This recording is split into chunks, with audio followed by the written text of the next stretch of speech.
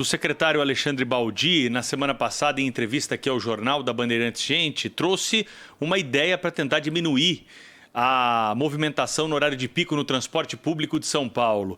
E claro que essa declaração trouxe uma repercussão, né? E até hoje o assunto ainda não tem um ponto final, porque está sendo discutido dentro do governo do estado de São Paulo. A repórter Bruna Barbosa tem acompanhado, né, essa questão e outras referentes à quarentena aqui em São Paulo e tem atualização dessa informação. Bom dia, Bruna. Bom dia, Pedro. Bom dia a todos que acompanham aqui a Rádio Bandeirantes. Esse ponto final deve vir hoje, viu, Pedro? Eu apurei que o secretário Alexandre Baldi oficializou essa proposta de escalonamento ao governo de São Paulo. A gente vem mostrando aqui, as regras estão mais endurecidas, fase vermelha válida desde segunda-feira, desde final de semana, na segunda, primeiro dia útil, transporte público superlotado, os terminais, ônibus, metrô, trem, nada freou os trabalhadores que precisam continuar nas ruas. Então isso tem sido acompanhado pela Secretaria dos Transportes, que oficializou essa proposta ao governo do estado.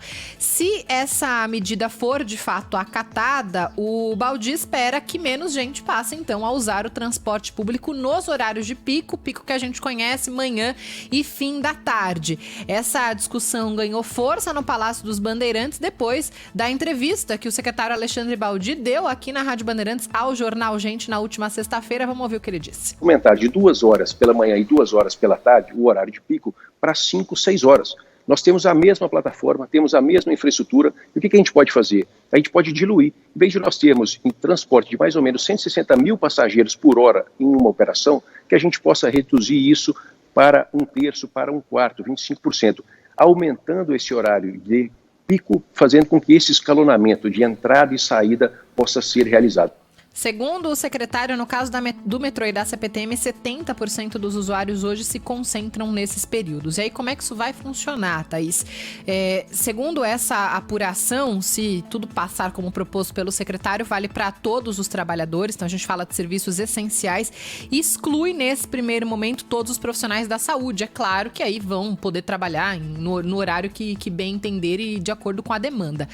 A ideia inicial que vai ser proposta pela Secretaria dos Transportes ao governo é que esse escalonamento já venha sugerido pelo próprio governo. Então a gente deve ter um decreto mudando ali, dando sugestões de horários. Então, por exemplo, 8 horas da manhã podem funcionar tais e tais estabelecimentos. Então, naqueles horários, aquilo pode funcionar, desafoga um pouco o transporte público. Essa é a ideia que está sendo pensada.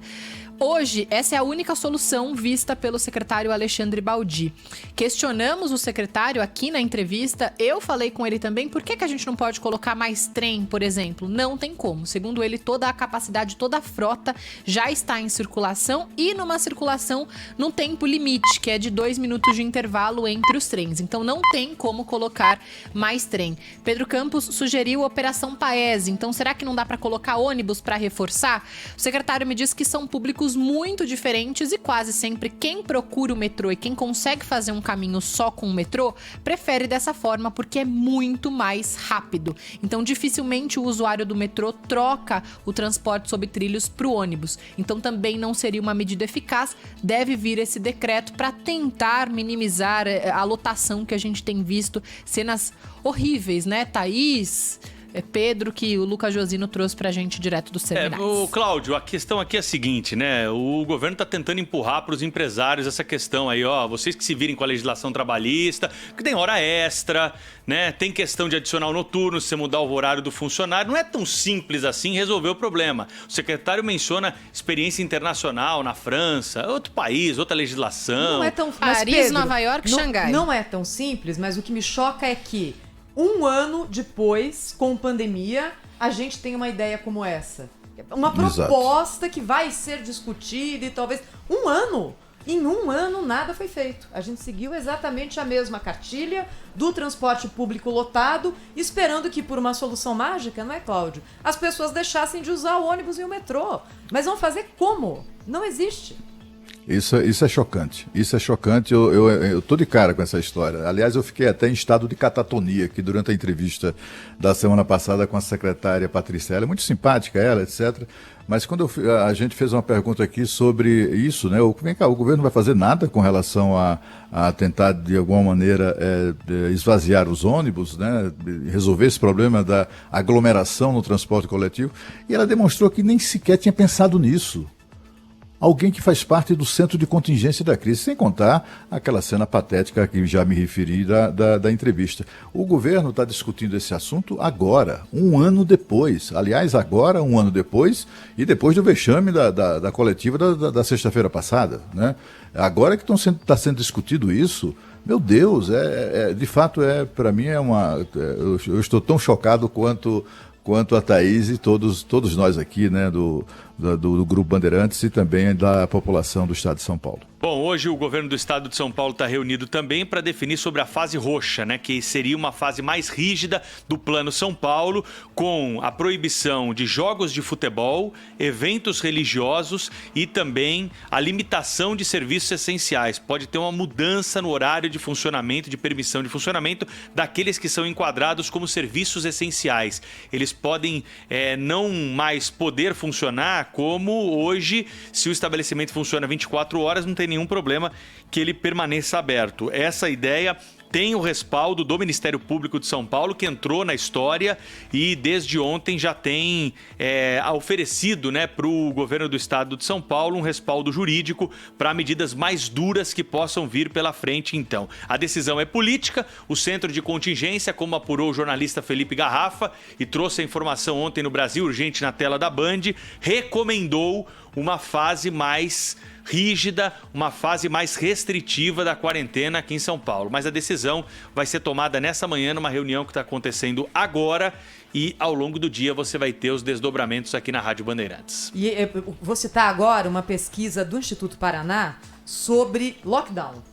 O Cláudio já citou a pesquisa que o Instituto Paraná fez a respeito da decisão do Supremo, não é, Cláudio? Essa aqui é bem interessante também, porque fala exatamente do momento que a gente vive agora.